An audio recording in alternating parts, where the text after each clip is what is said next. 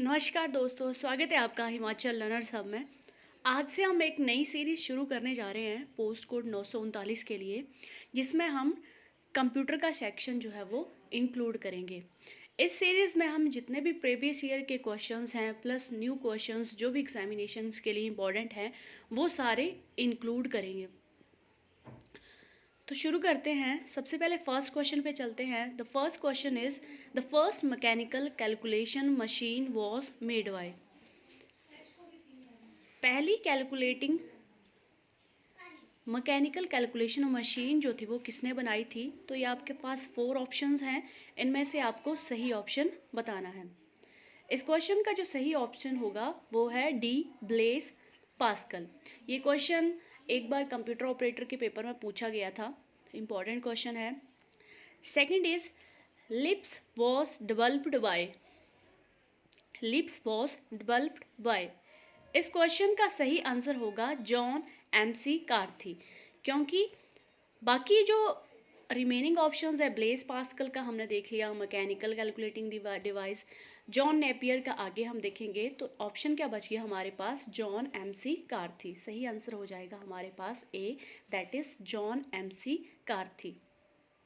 Next question number 3 है a medium for transferring data between 2 locations is called. ये question जो था वो स्टोर कीपर में पूछा गया था, इम्पॉर्टेंट क्वेश्चन है। हालांकि बहुत इजी क्वेश्चन है, इतना टिपिकल क्वेश्चन नहीं है। इसका सही आंसर होगा communication channel is the correct answer. इस क्वेश्चन में हम 2 ऑप्शंस में बहुत कंफ्यूज करते हैं, एक हो गया बस और एक हो गया कम्युनिकेशन चैनल।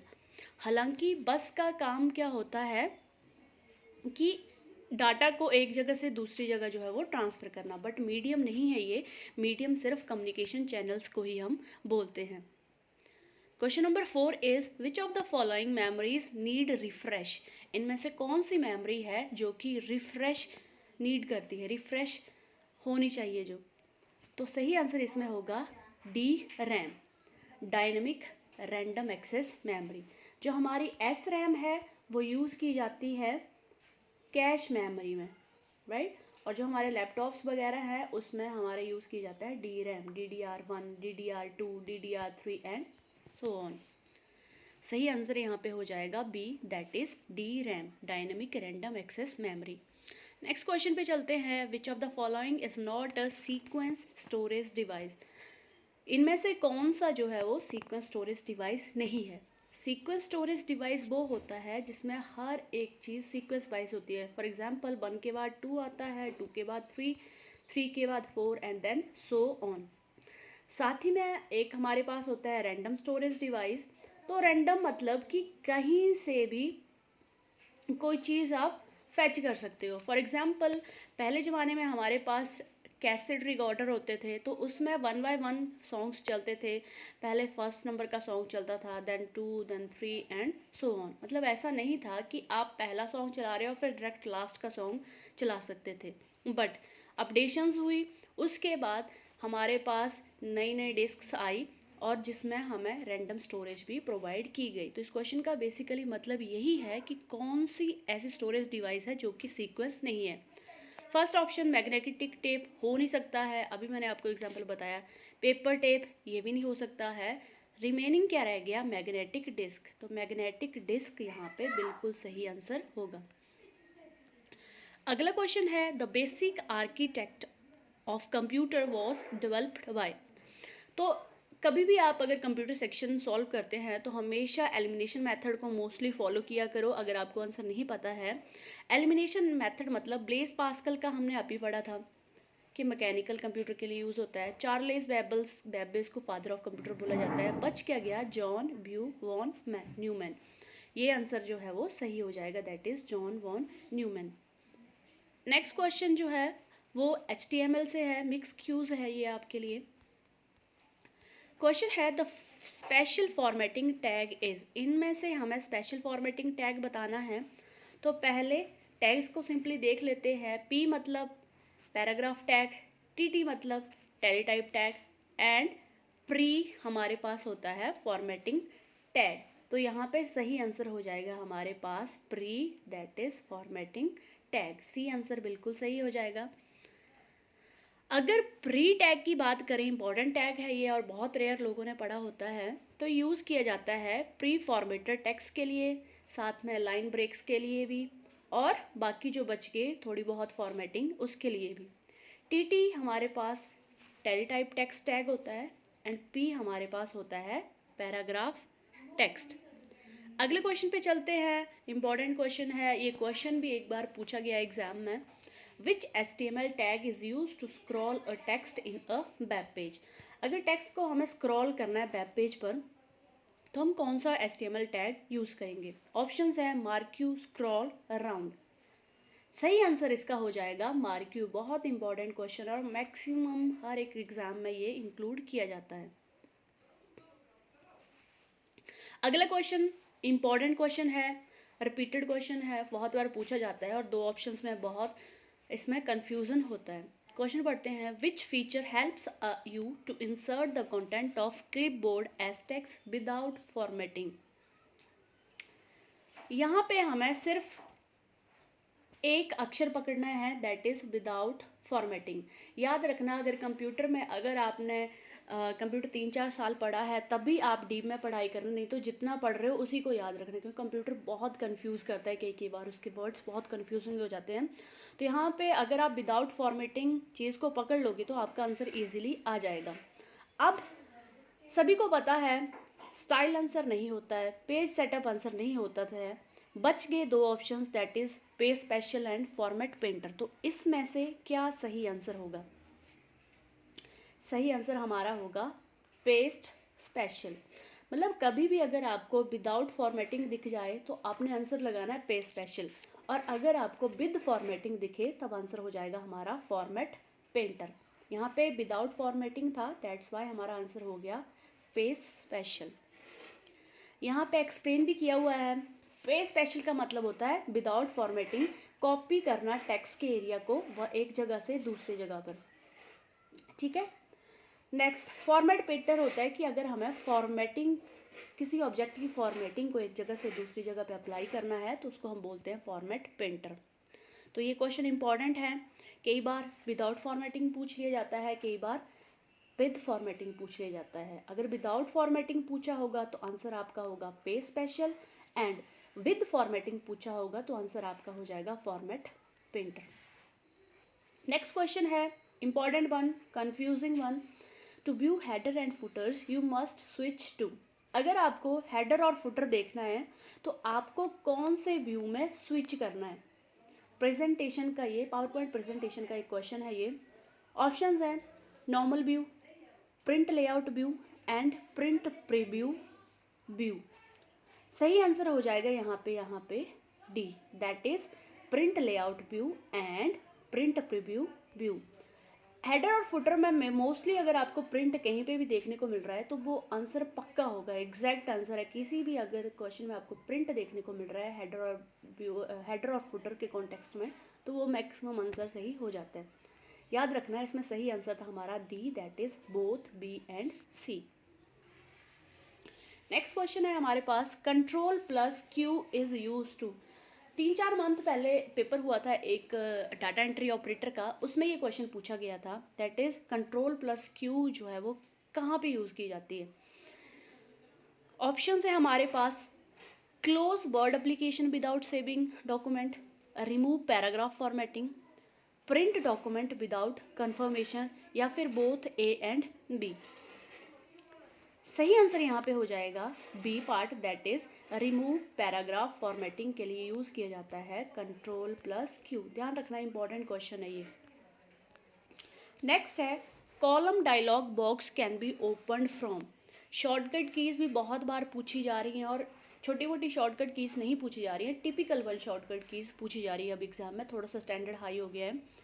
तो यहाँ पे पूछा है कि अगर आपको कॉलम डायलॉग बॉक्स ओपन करना हो तो कौन कौन से ऑप्शंस अवेलेबल होते हैं? First is format menu column sub menu, second is double click on column space in ruler, and third is press alt plus O plus C. सही answer यहाँ पे हो जाएगा हमारा ऑल ऑफ द अबव। मतलब आप फॉर्मेट मेन्यू से भी क्लिक कर सकते हो, डबल क्लिक कर सकते हो कॉलम स्पेस रूलर में, और प्रेस भी कर सकते हो, combination that is alt plus O plus C. Next question, which of the following software types is use to simplify using system software? इसमें से कौन सा सॉफ्टवेयर टाइप है जो कि सिस्टम सॉफ्टवेयर को सिंप्लीफाई करने के लिए यूज़ किया जाता है? तो सिस्टम सॉफ्टवेयर की जैसे कॉन्सेप्ट शुरू हुआ था वहाँ पे एक और कॉन्सेप्ट साथ में यूज़ किया जाता था, दैट इज़ टाइम शेयरिंग। ठीक है, ऑप्शन है एलिमिनेटिंग के थ्रू इस क्वेश्चन को करते हम तो सिस्टम सॉफ्टवेयर स्प्रेडशीट तो हमारे पास एप्लीकेशन सॉफ्टवेयर है, ऑपरेटिंग इन्वायरमेंट भी नहीं हो सकता है। ऑप्शन क्या बचा? Time sharing, that's why time sharing is the correct answer. तो अगर आप ऑप्शंस को एलिमिनेट भी करते हो तो आपके पास इजीली करेक्ट आंसर निकल जाता है। और हमारी अप्रोच यही होगी कि हम जो भी इजी लेवल और मॉडरेट लेवल के क्वेश्चंस हैं उनको सबसे पहले उन पे फोकस करें, क्योंकि जो टफ लेवल के क्वेश्चन है वो सभी के लिए टफ है और उनको क्रैक करना थोड़ा टफ होता है, इसलिए मॉडरेट और इजी को लेके चलें और अच्छा स्कोर कर पाएँ। Next, virtual memory is typically located on. Important question है, ये भी एक बार पूछा गया एग्जाम में। तो वर्चुअल मेमोरी जो है वो कहाँ पे लोकेटेड होती है? तो अगर आपको पता होगा कि वर्चुअल मेमोरी होती क्या है, तो वर्चुअल मेमोरी एक जो है वो स्पेस क्रिएट किया जाता है ताकि जो भी लार्ज फाइल्स होती है उनको हम लोड कर सकें। याद रखना है वर्चुअल मेमोरी हमारे पास होती है हार्ड ड्राइव में। सही आंसर हो जाएगा यहाँ पे हार्ड ड्राइव। अगर कैश मेमोरी यहाँ पे पूछी जाती तो आंसर होना था रैम। वर्चुअल मेमोरी में हमेशा आंसर होगा हार्ड ड्राइव या hard disk. Next question is a graphical user interface displays. A graphical user interface displays, दो टाइप के इंटरफेस होते हैं हमारे पास basically. First is CUI, second is GUI। CUI मतलब करेक्टर यूजर इंटरफेस, GUI मतलब graphical user interface. Character user interface मतलब जिसमें हम करेक्टर्स के साथ डील करते हैं। फॉर एग्जाम्पल, अगर हम MS-DOS की बात करें, अगर आप में से किसी ने MS-DOS को यूज़ किया होगा तो उसमें माउस का यूज़ हम नहीं कर सकते थे, सिर्फ हम क्या यूज़ कर सकते थे? कीबोर्ड का। कीबोर्ड में कीज़ होती हैं, दैट्स वाई वो क्या हो गया हमारे पास करेक्टर यूज़र इंटरफेस। पर जैसे ही हम विंडोज़ में आए तो हमारे पास माउस की इन्वेंशन भी होगी और माउस की हेल्प से हम विंडो के किसी भी आइकन को क्लिक कर सकते थे, साथ में हम क्या थे? कीबोर्ड का भी यूज़ कर सकते थे। तो ठीक है, इसका मतलब ये हुआ कि CUI में हमारे पास सिर्फ क्या था? टेक्स्ट था। और वहीं बात करें अगर हम GUI की, तो GUI में हमारे पास क्या होगा? Both graphics and text. Okay, सही आंसर हमारा यहाँ पे हो जाएगा C, that is both.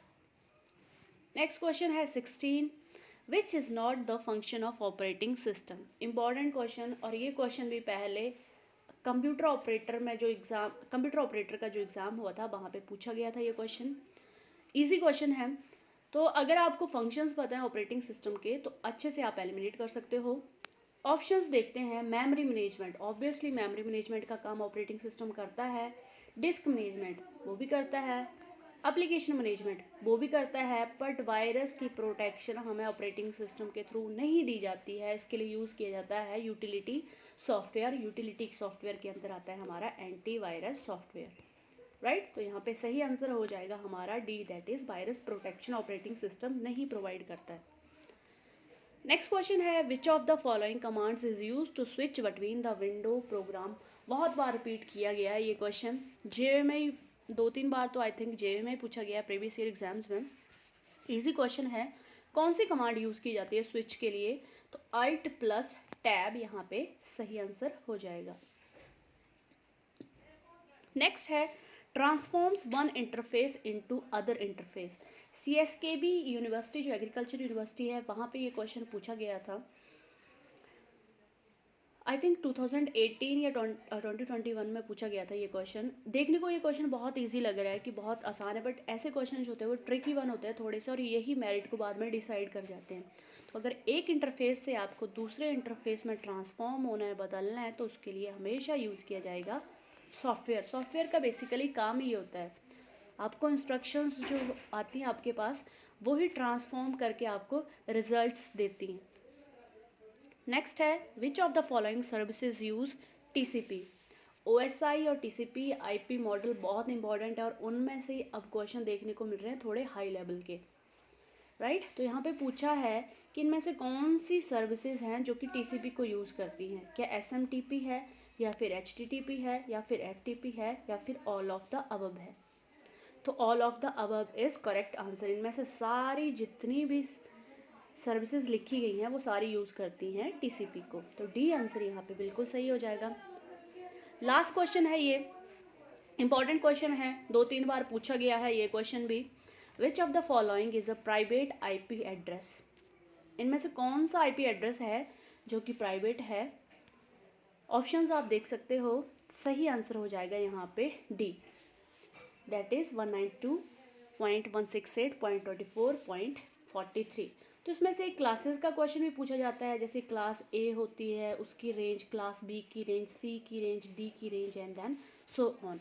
But ये क्वेश्चन भी पूछा गया पहले। एक और क्वेश्चन पूछा जाता है कि लूप बैक एड्रेस कहाँ पे होता है, कौन से IP एड्रेस को हम बोलते हैं। 127.0.0.1 ये आंसर होगा उसका। तो ये सारे क्वेश्चंस हम डेली जो है वो सॉल्व करेंगे।